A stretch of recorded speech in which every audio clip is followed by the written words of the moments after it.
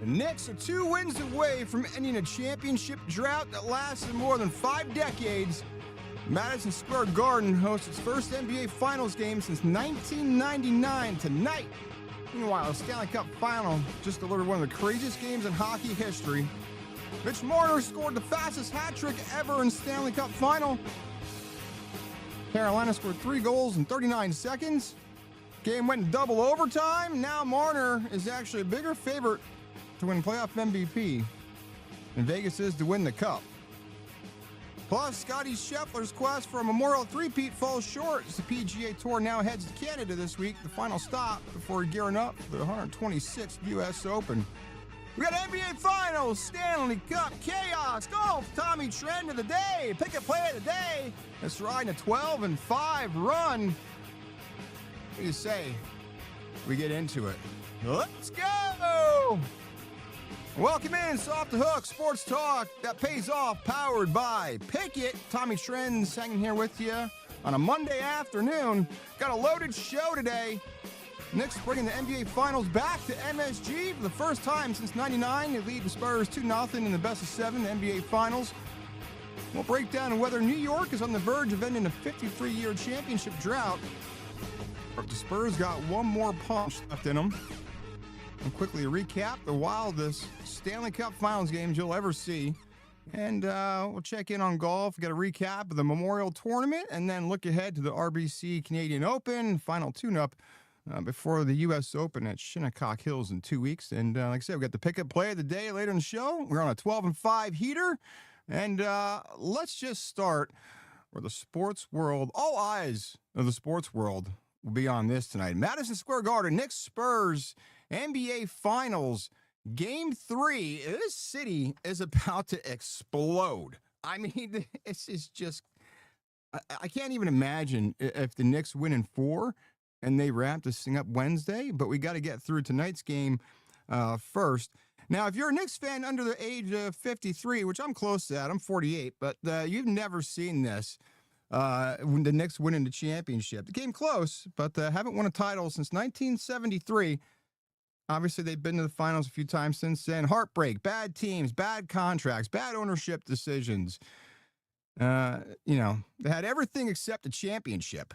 And now they're 2 wins away from locking this thing up and bring the finals, and the NBA Finals back to Madison Square Garden for the first time since June of '99 in a matchup, and also a matchup last time they're there against the Spurs. So we'll see if they can get it done tonight. But let's look at what happened the other night in Game 2. Now, if you looked at a box score, you saw Wemby had 29 points, 9 rebounds, but he did miss a game-winning jumper at the buzzer, and the Knicks held on and held off a late charge by the Spurs, a 14-point fourth-quarter rally to beat them out 105-104. And putting the Knicks 2 wins away from ramping up the first championship since 1973. The city that never sleeps is going to be absolute bedlam tonight as the finals comes to town. And being here that we're on the East Coast outside the Philadelphia area, the past few days listening to WFAN, seeing the New York coverage of this, the people in New York are just absolutely crazy. I can't even imagine what that city is going to look like tonight. I can't even imagine. If you're even there in the city, me personally, if I would just stay the hell away. It's just a lot of chaos. But if you are there, it's going to be a good time nonetheless. And you can say you were there, but that city's about to just be absolute chaos tonight. And of course, in Game 2, Wemby making that turnover late in the game, throwing the ball off Castle's back with 9.5 seconds left. And then, Brunson ended up with the ball. He did have 20 points, and then he hit the game-deciding free throw after Wemby fouled him there. So, again, 20 points from Brunson, so-so game. Wemby, 29 points, 9 rebounds. Like I said, if you look at the box score, you think, all right, well, it's typical games from him. But no, it really wasn't. The Knicks have not played their best ball in these first 2 games, which is a problem for the Spurs because you're getting Brunson not at his best. Meanwhile, Josh Hart played an exceptional game one.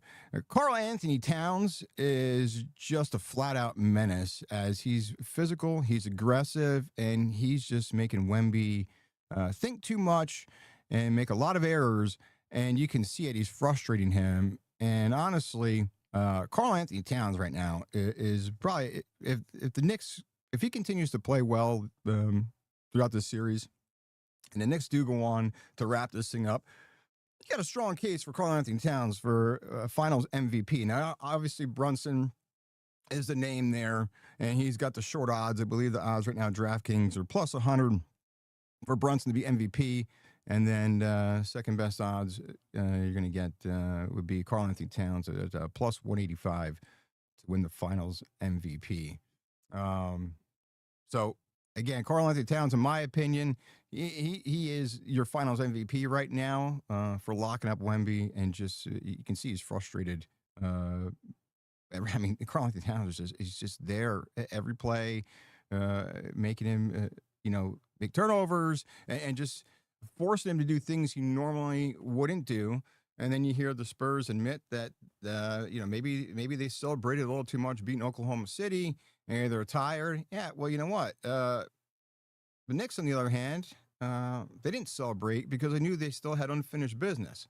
Whereas the Spurs, a younger team, and got over the hump and got to the finals, they still got a lot of work to do. So the contrast there, the two teams and how they looked ahead to the finals, I feel like the Spurs just thought that they won the championship after beating Oklahoma City. Whereas the Knicks knew they had unfinished business left. And that's the difference, these two teams. You have a veteran team that's poised, and a younger team hasn't been there, doesn't really know quite how to act in these situations. But then, Knicks haven't lost since April 23rd, won 13 in a row, and only the 2016-2017 Golden State Warriors won 15 straight, have had a longer winning streak in the postseason. Can the Knicks get 14 tonight? I think so. But still 13 straight wins. That's not luck. I mean, it's not a hot streak. That is just a team that is mentally and physically just fucking tough as hell. You haven't lost since April 23rd. It's unbelievable. Now, the betting market, the betting angle, the markets have finally caught up and adjusted. And we said this the past week on every show we've been on. It's just amazing how the Knicks were underdogs, and you're getting plus money with the Knicks. It made absolutely no sense. Some people even said the Spurs were going to sweep the Knicks. What are you, fucking out of your mind? I don't know. I just don't understand that when people were looking at that and saying, oh, yeah, the Spurs are just going to handle the Knicks, no problem. Yeah, okay. The betting market finally has now adjusted, but the Knicks keep winning. That trend keeps cashing. It's now 12 seasons running now, 64-3-3, where the finals winners have not only covered the spread, but they have won outright. That's better than a 95% cover rate, and we were on that. And those were our Pikkit plays of the days of those games, and we rode that plus money with the Knicks and that money line. We kept telling you, don't be scared and just taking the Knicks and the points. Take the money line at a 95% or better cover rate. That's your best bet, right? So next 13 games in a row. Can they make it 14 tonight? We'll see. And then there's also these games we told you too. Another one of these trends in NBA Finals games of late, where they have now gone under. Better than almost a 71% lean toward the under. 31-13-1 finals games leaning toward the under over the last 45 games. And again, another under came in and cashed on Friday night's game. Now, if you're looking tonight, how the market is shifting and what that looks like, this is via DraftKings. So the Knicks are getting 77% of the bets and 77% of the handle against the spread. Meanwhile, the Spurs are drawing 84% of the money line handle as underdogs. And, again, you had that market correction. You knew it was going to happen. But you can still get some decent money on the Knicks if you still want to back the Knicks. Now, from what I see here, listen, if you're not using Pikkit, Pikkit is the place to be. And if you're not using it, you're betting blindly, because on Pikkit, you can have all your books in one place and track everything in one place, which is what we do here to manage our bets and get the best value and get the best numbers out there. So as of right now, the books that I have synced in my Pikkit account, the best numbers for tonight's game continue to be in the prediction market. So if you're looking at money line numbers, if you like the Spurs and you think the Spurs get it done, Spurs money line on Novig is plus 116. Knicks money line on Polymarket is minus 117. So give them a little juice there. As far as if you like taking the Spurs and points, you can get the Spurs with 2.5 on Novig. The Knicks, point-wise, the best number here is on Novig, lay 1.5, and that's minus 104 there for that if you like the Knicks laying 1.5. As far as we talked about the finals games, 71%, just about leaning toward the under in NBA finals games. If you're looking for the best number as far as an over number, 215.5 on Novig. And best number as far as an under is Polymarket at 216.5. So the prediction markets, at least the books that I have synced on my Pikkit account, the prediction markets seem to be the best value as far as numbers for tonight's game. We'll have more on some trends, the Tommy trend of the day coming up as far as betting market and betting angles there. So stick around for that, and we'll get more into some of these trends as we head into tonight. One thing to note here, and I found this, now it takes a little bit of time for the ratings to come out, the Nielsen ratings and viewership and whatnot. So I couldn't find the numbers for game 2, but I did find the numbers for game 1, which is interesting. So the game 1, nearly 17 million viewers. It's ABC's most watched NBA Finals game since 2018. At peak, they say the peak time was around 11 p.m., yet almost 20 million viewers. Now, this is the largest Game 1 audience on ABC ever if you take out the Warriors-Cavs finals with Steph and LeBron.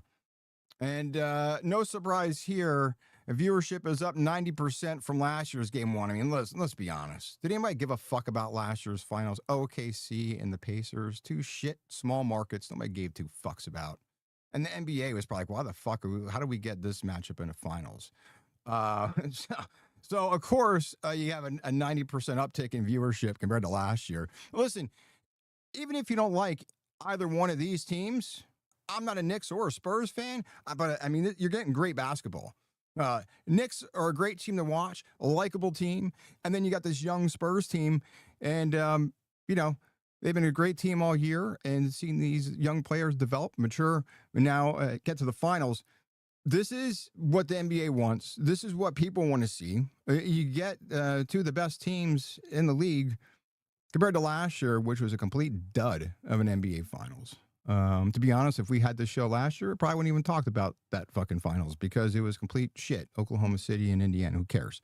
But like I said, I couldn't find the numbers for game 2, but these are the game 1 numbers as far as viewership, which no surprise there as far as that goes. But I'm sure the trend it's probably trended upward from game 2, and I'm sure tonight's viewership will be even bigger as the scene shifts to Madison Square Garden, because people are going to want to see who's there, who shows up. More casual fans will tune in, I would think. And plus the Knicks are on this historic run, so people are going to tune in the closer they get to wrapping this thing up. And hopefully winning that championship and getting the job done. So I thought those numbers were interesting as far as what game 1 did. So I'm sure, like I said, it's going to continue to trend upward throughout this series here. But Looking at some things, Mike Brown, we talked about the Knicks and being this mentally and physically tough team that you just can't count them out. And even Mike Brown said it after game two. He said it's an amazing feeling as a coach to know how mentally tough your team is. I mean, he's right. This team just does not panic. We saw it against Cleveland, game one, down 22 points. And we saw it throughout the whole Eastern Conference Finals series with them. And we've seen it twice already in this series. Every time the Knicks get punched in the mouth, they keep coming back. And now the scene is shifting to Madison Square Garden. This place is going to just be absolutely insane tonight. Of course, Celebrity Row is going to be packed. The building is most likely going to be shaking. I've been to Madison Square Garden for concerts and literally felt the building shaking. The building is a complete dump. They tried to renovate it, and the concourse levels have been renovated, but it's still a dump. Well, I'm sure the building will actually be shaking. President Trump will be attending, so that's just going to make things even more chaotic, with that frenzy with Secret Service. No bags. Anyone who is going to the game, no bags at all in Madison Square Garden. And you'll go through the Secret Service checkpoint, which will just, be pretty much everything but a full body cavity search for you to get in. So make sure if you are going to arrive early and make sure you get to your seat before tip-off. But President Trump attending, the A-list celebrities will be out in full force. Everybody's going to want a seat. And it's just the arena becomes part of the story as well, right? So that's why you're going to get this uptick in viewers. A Big Cat, local kid, growing up in Jersey. He said Knicks fans deserve this. Recently lost his mom. So you got that story. And, he wants to bring it home more than anybody as a local kid from Jersey. And the city's just been waiting decades for this moment. And now the spotlight shines on New York City tonight. But before the Knicks can plan that parade route, let's look at San Antonio, because the series isn't over. History says it's close, but the Spurs got to respond tonight, and they got to adjust. Now, teams that lose the first two NBA Finals games at home, they're basically in uncharted territory. We said it last show. The Suns in 1993 lost the finals. They lost the first two games at home to the Bulls, and then the 95 Magic lost the first two home games to the Houston Rockets and got swept. Now, no team has ever recovered from that situation and gone on to win a championship. And the Spurs are now the third team to lose the first two home games of the NBA Finals. And again, history is not on their side, and they got a huge mountain to climb. If they think that they're going to come out and win this series and dethrone the Knicks and wipe away this 13-game winning streak. And obviously the biggest story for the Spurs is Wemby, right? He's averaging 27.5 points a game in the finals. Sounds great, but you got to look deeper at the number and not just the box score or the highlights. He's shooting just over 40% from the field. And like I said, Karl-Anthony Towns is making even OG Anunoby, even Josh Hart rotating in there a few plays on defense to cover him. Mitchell Robinson in there defending him. Everyone who's on Wemby throughout the game, they're just making every shot of his difficult. They're forcing him into tough looks, making him work for everything. And that's the biggest thing here, right? That's the difference. He's getting numbers, but he's got to work. He's just not getting these efficient numbers. And that's how the Knicks want to play this series. We said Karl-Anthony Towns, in my opinion, right now, he's your finals MVP. Brunson, you can make an argument. He's had okay games, 1 and 2. There were stretches where he was good, bad. Obviously, the fourth quarter, he's your closer. But overall, Karl-Anthony Towns, especially game 2, is why the Knicks are here with a 2-0 lead. The way he's defended Wemby and just made him work and made every shot difficult. So tonight, the keys for the Knicks, look, It's going to be hard not to get caught up in the moment. Now, if you listen to press conferences from Josh Hart, Jalen Brunson, Mikal Bridges, which I forgot Bridges was on that Suns team that they were up 2-0 to the Bucks and then lost 4 straight. So he's got a bitter taste in his mouth, and you can see he's all business. And that does help this team with that veteran leadership and reminding guys, hey, look, we're up 2-0. A lot can happen. You know, look what happened to my former team when we lost 4 straight against Milwaukee. So, again, the Knicks can't get caught up in the moment tonight. I don't see them to start celebrating. I mean, they've been pretty calm, cool, and collected throughout, even as they won the Eastern Conference. They were business as usual. They seem focused. They seem poised. But, again, don't get caught up in the moment. Don't celebrate early. Don't think and look ahead to Game 4. Just, get through this game, win tonight, and then you move on to Wednesday. And then you really put the Spurs in a tough spot and on the brink of elimination. And then the Spurs, I hate saying it, but it is a must win. I mean, you go down 3-0, forget it. Just forget it. You lose tonight, and you're asking then a Knicks team that would be riding a 14-game winning streak to lose 4 of the next 5? Yeah, it's not going to happen.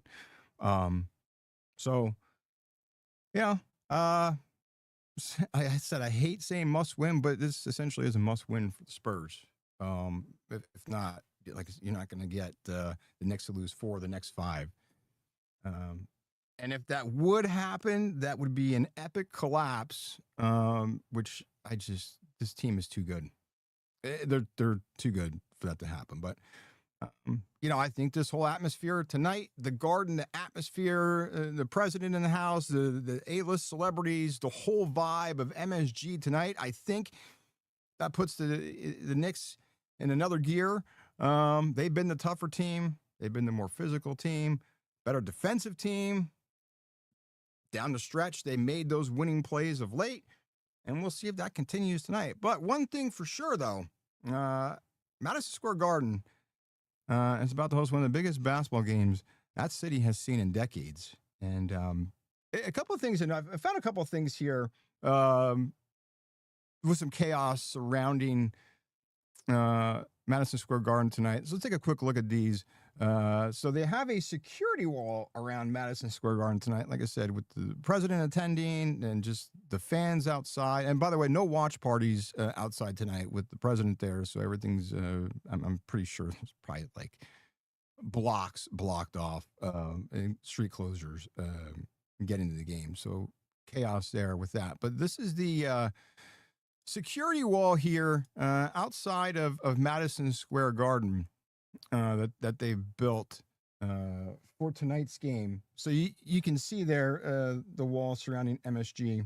And then as far as ticket prices, we know these ticket prices have been absolutely insane. This was an auction. The Knicks auctioned off seats for tonight's game. The winner paid $550,000 for Celebrity Row courtside tickets. Now, the value is around $40,000. So the balance of that, the $510,400, is a tax deduction because it's considered a donation to the Knicks charity. These ticket prices are just unbelievable. And I've seen anywhere from cheapest to $6,000 to $10,000 to get into the game tonight. Me personally, if I had that kind of money, I wouldn't spend it. If I was going to spend it, might be Game 4, just because if they win tonight, then there's a possibility of then clinching in Game 4. So that would be historic to be there when they win, obviously. But at Game 3, okay, it's great to be there, but depending on what kind of seats you got as well, if you're a season ticket holder, I've heard some stuff. Like I said, listen to WFAN, being in the tri-state area here, just trying to get a pulse in the city and what people are doing as Knicks season ticket holders. Some of these people, they're torn because these season ticket holders have great seats and they're being offered life-changing money. Like we're talking like $50,000, $100,000, $100,000 plus for their seats. So what do? Me personally, if I was a Knicks season ticket holder, I had good seats, and I was getting over $100,000 a seat for Game 3. Fuck yeah, I'd sell the thing. It's Game 3. It's not a series clinching game. That's life-changing money. Now, for somebody who doesn't care about money and has a lot of fuck you money, well, then they might just hold on to the ticket and go to the game. But if you're the average middle-class person as a Knicks season ticket holder, you can collect a lot of cash for your ticket. And I don't think that's wrong. Hey, cash in. And then if you want to go to Game 4, go ahead and then be part of history. Or fuck it, sell Game 4 too, watch at your house, and then go to the parade.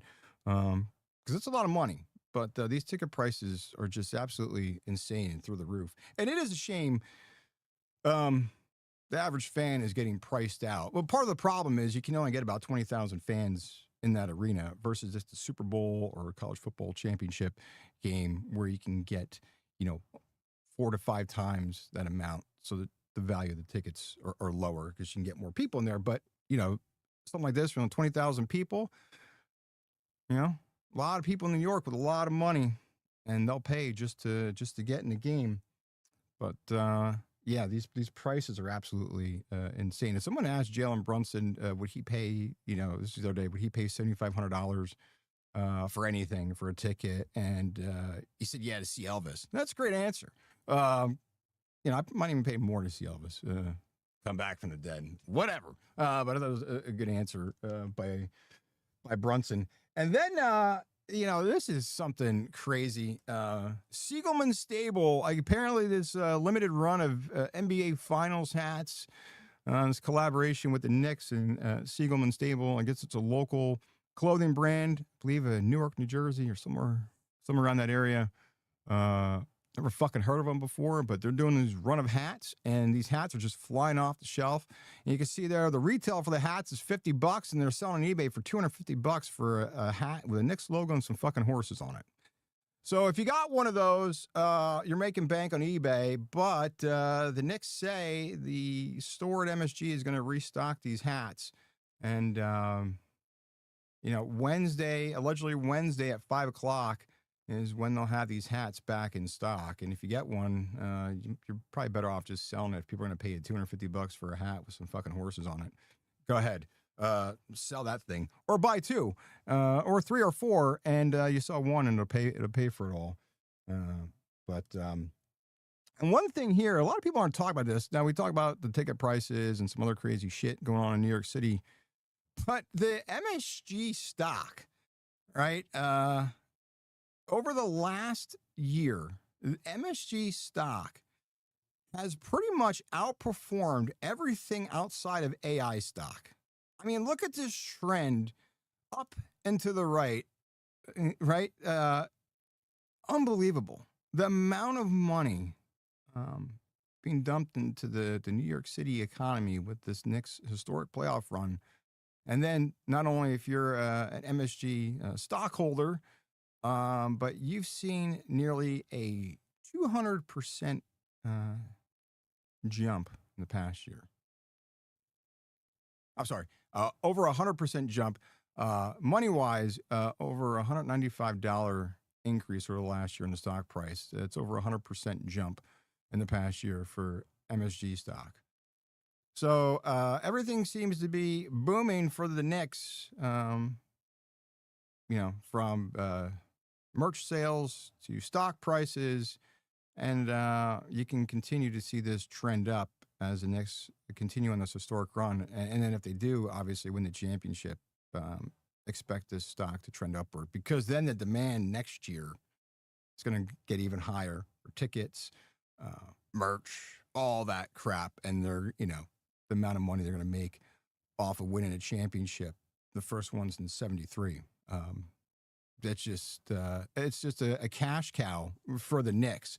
And one other thing here, even the inmates at the local jail are getting in on the NBA Finals action. This here shows how much commissary they collected from betting on the Knicks game. They even needed a broom to gather up all the shit they won betting on the Knicks games. I mean, look at this. I mean, good to see even the inmates at the local jail getting in on Knicks games and what they're betting here. So everybody has got Knicks fever, even the your local criminal at the local jail. Again, that MSG stuff just trending upward. But again, local inmates there making good on the Knicks stock. So gotta love that. Gotta love that there. So we'll see if that continues. But get off the screen share here. All right. So had a little fun, the NBA Finals, but hey, listen. Speaking of crazy playoff atmospheres, Stanley Cup Finals. This may be one of these best Stanley Cup Finals. We had a double overtime thriller, playoff hat trick, and enough chaos to make even the casual hockey fan pay attention, like myself. Now, listen, I told you guys, full disclosure, I don't know shit about fuck when it comes to hockey. I love watching hockey, especially playoff hockey. But full disclosure, I had to ask my girlfriend what a shorthanded goal was. Not going to lie. And I told you, I don't know shit about fuck when it comes to hockey. Love betting it, love watching it. But I do know a 5-4 double overtime game, a playoff hat trick, and 3 goals in 39 seconds is absolute fucking chaos. And listen, I know, meanwhile, it's from me, acting like you've been breaking down a neutral zone forecheck since you were born. But cut the bullshit. I know there's at least one guy watching right now who is secretly Googling hockey rules during intermissions. And listen, if that's you, don't worry. Your secret's safe with me. I already outed myself. But let's recap the chaos that was Game 3, and then we'll get you set up for Game 4 tomorrow night from Sin City. But look, Game 3, just absolute chaos. Vegas beating Carolina 5-4 double overtime. The final score, though, doesn't even begin to tell the story of this. The game had everything.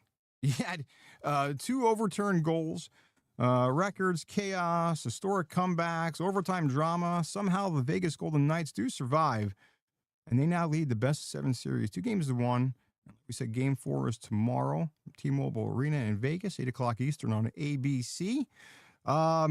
Before we get to Mitch Marner and the crazy hat trick, he is a man on a mission. Let's talk about some of these crazy overturned goals early on that we had.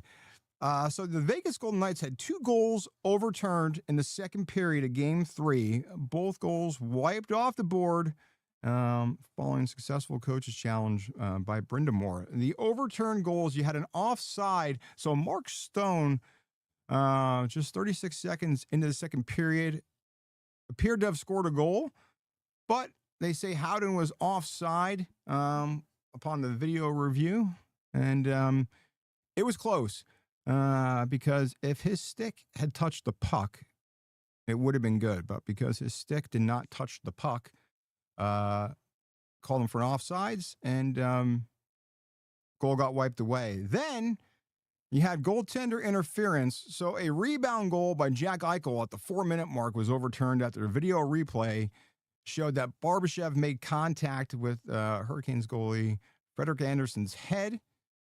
So that goal was wiped off. And then Mitch Marner. We talked about it leading up as we previewed this series. Marner, the Toronto fans said he doesn't show up and get big games, kind of hides the whole thing, whatnot. Man, this guy is on a mission. And this guy, talk about locked in. He lost his mind in the second period, scored the fastest hat trick in Stanley Cup history. 3 goals in 6 minutes and 10 seconds. Think about that. Before some people finished grabbing a beer, he already completed a hat trick. Broke a record that stood for nearly 70 years. Maurice Richards' 69-year-old record of 3 goals in 6 minutes and 21 seconds was the record, but Mitch Marner now holds that 6 minutes, 10 seconds, fastest hat trick in Stanley Cup history. Now, that was only the 9th hat trick scored in an entire single period in Stanley Cup history. And he asked the last guy to do it.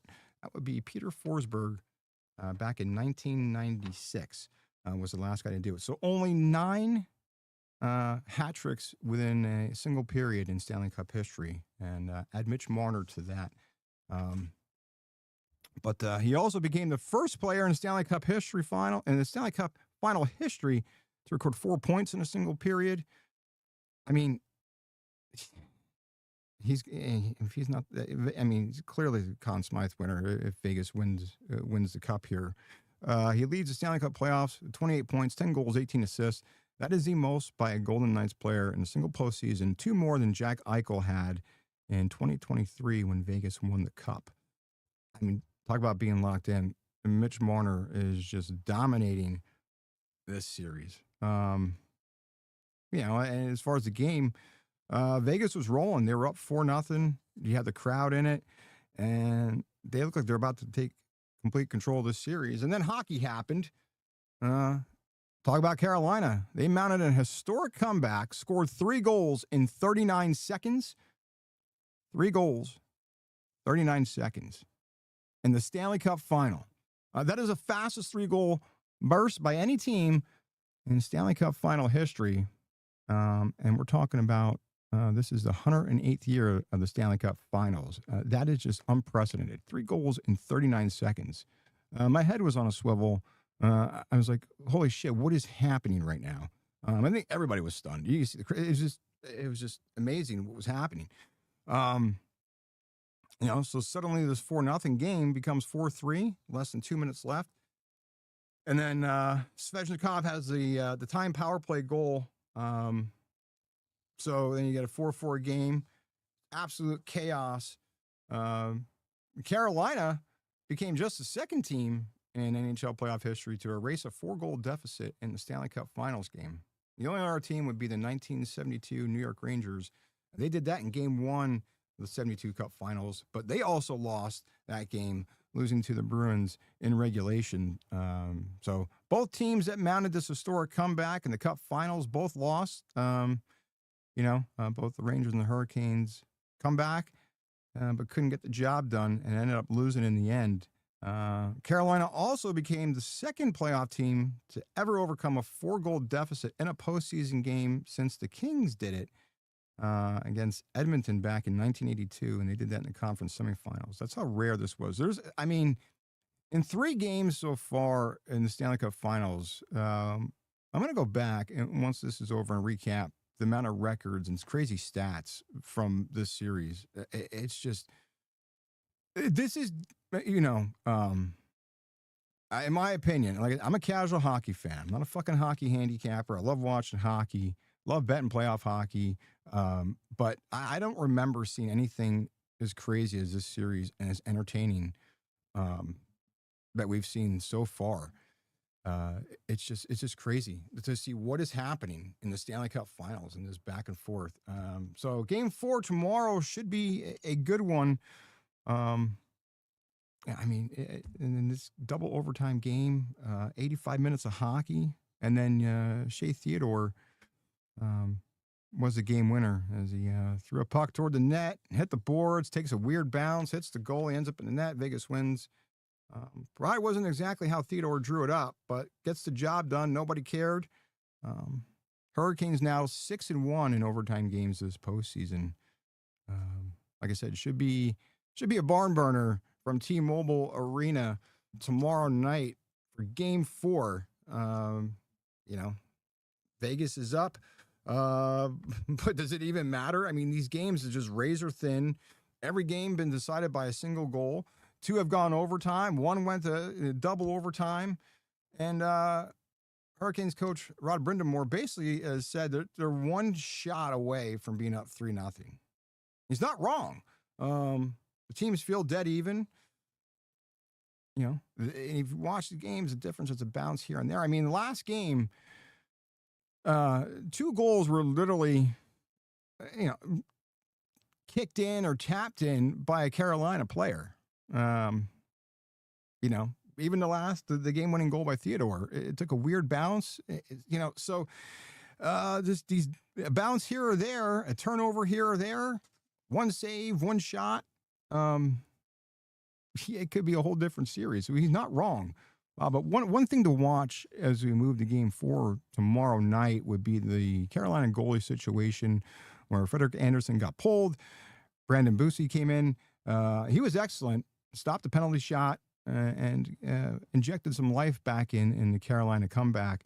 So now Brendan Moore has a decision to make. Do you go back to the veteran, or do you ride the hot hand here who provide a little bit of spark through your comeback in Game 3? So it'll be interesting to see what happens as we heading into Game 4 tomorrow in Vegas. Now, one thing is crazy here to note with Mitch Marner, just mind-blowing stats in the Stanley Cup Final.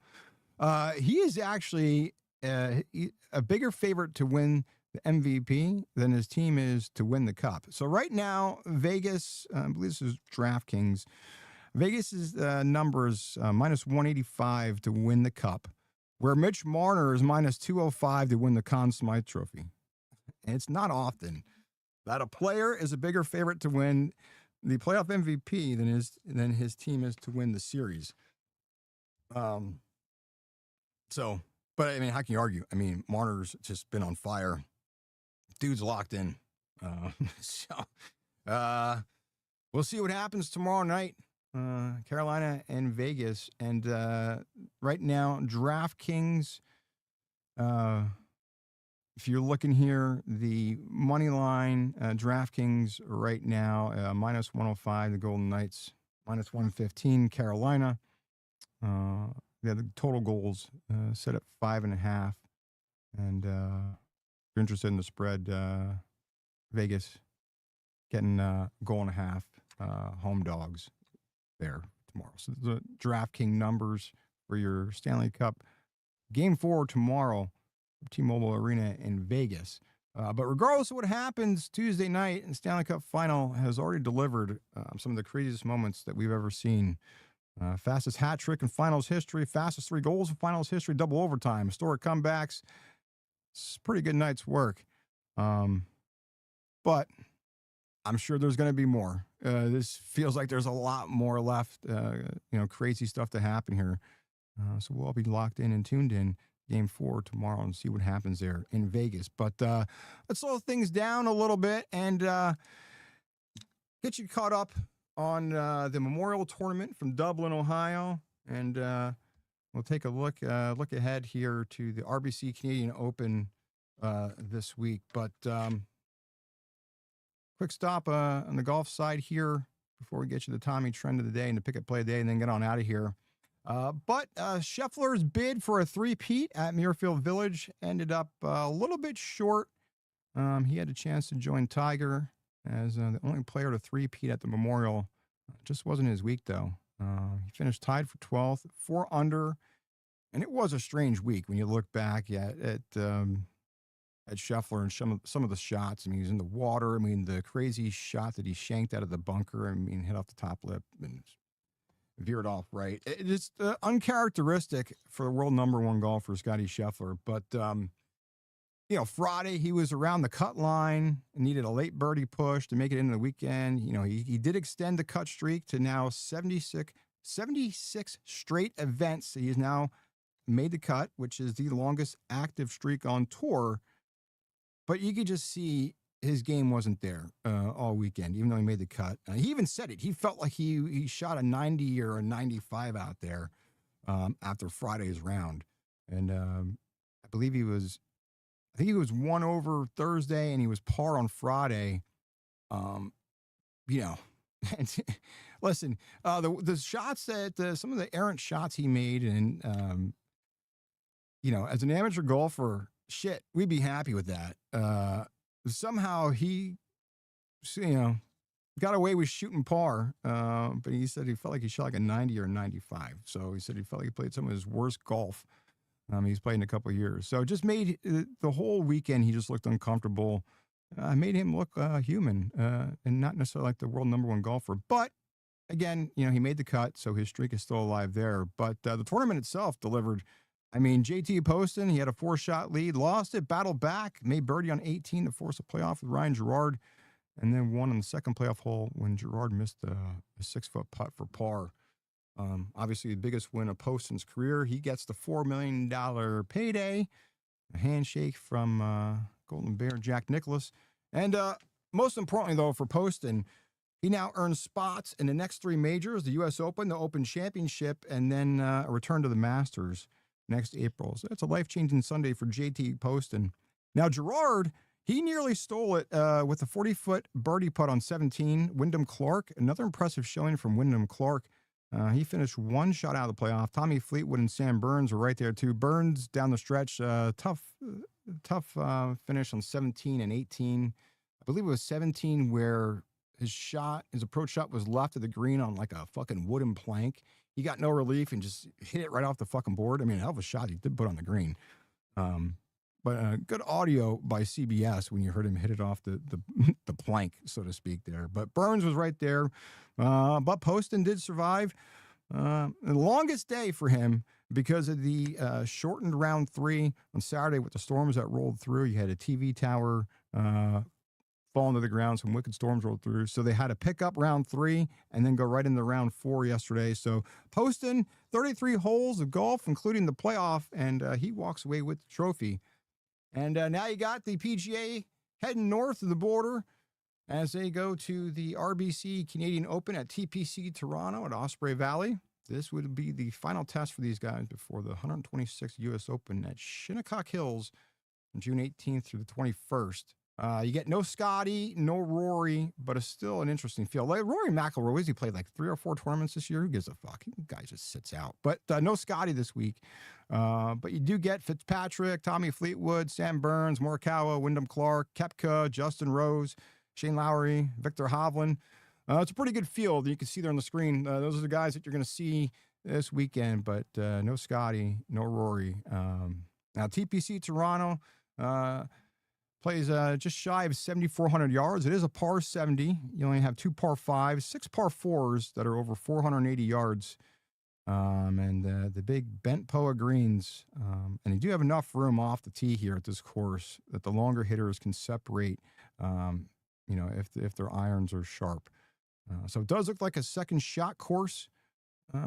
Just looking at it. The key stats that I'll be looking at before we get to the Wednesday, we'll be back with Off the Hook Tee to Green, and we'll preview the RBC Canadian Open and also Game 4 of the NBA Finals and recap Game 4 of the NHL Stanley Cup Finals. That'll be Wednesday afternoonish, probably, I don't know, mid to late afternoon. But that'll be posted on our X page at OTH Sports Pod. I'll let you know when that is. But on Tee to Green on Wednesday, I'm going to be digging into some stats for this tournament, looking at the strokes gained, Tee to Green, the approach play, obviously the proximity play from 150 yards out or more, the par 4 scoring, driving distance, the play around the green, sand saves, and obviously the bent POA putting.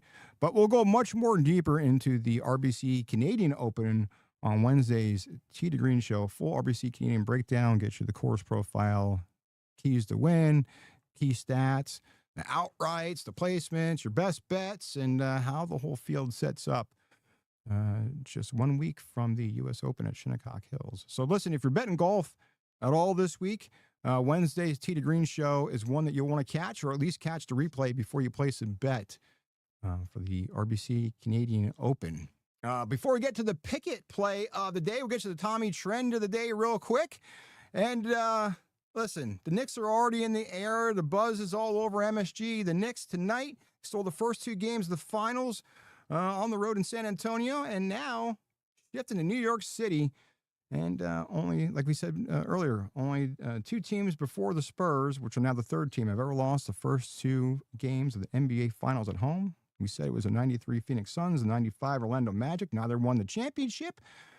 So tonight, San Antonio isn't just trying to win a basketball game. I mean, they're trying to avoid falling into a 3-0 hole here in a spot where history basically says you're fucking cooked.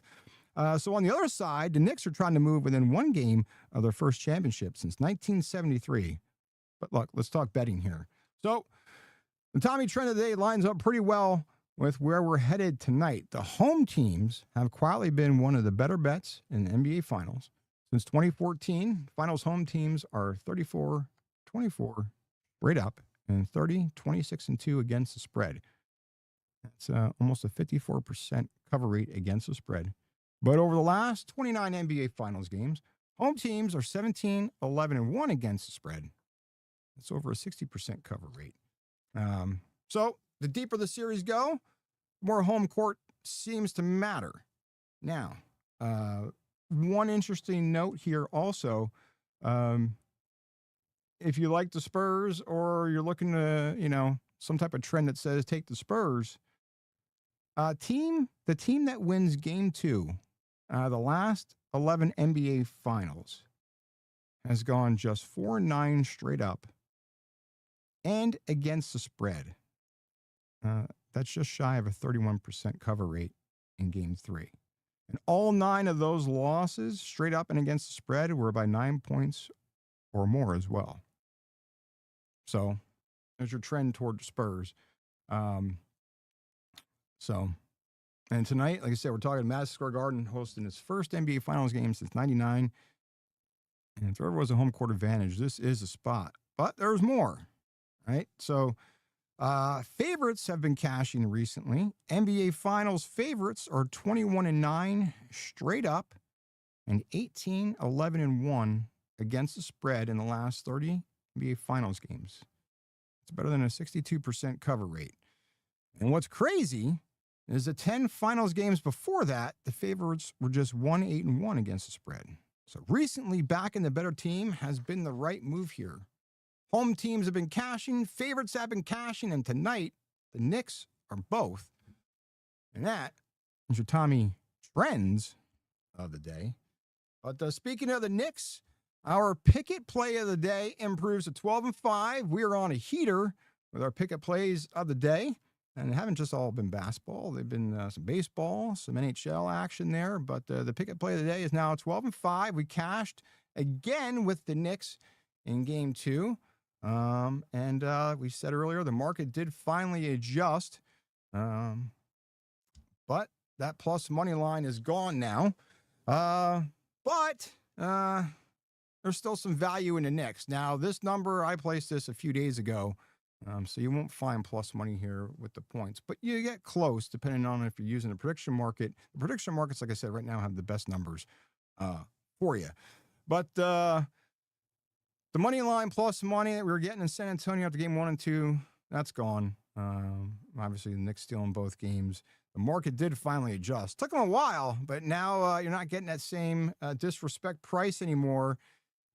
But we're not getting off that Knicks train. No way. So today's Pikkit play of the day, instead of chasing that money line, we're laying the short number here with the Knicks. So the Pikkit play of the day will be the Knicks laying 2 in the hook there at home tonight, game 3 at plus money. We got it there at plus 101 a few days ago. So again, right now the prediction markets have the best numbers, whether it's the spread, money line, or the total. MSG is going to be insane tonight. NBA Finals game and first NBA Finals game in New York since '99. Knicks up 2-0. Celebrity Row loaded. Trump's going to be there. The city is just about to be unhinged. And we're not moving off this Knicks train. We're just going to ride this cash cow and keep on cashing.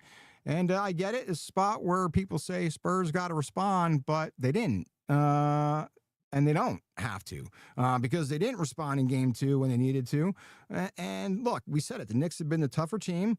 They're mentally, physically, they're more aggressive. They're making Wemby work for everything. He's frustrated. He can't get the shots that he wants. The Knicks are on a 13-game win streak, haven't lost since April 23rd, 2 wins away from the title.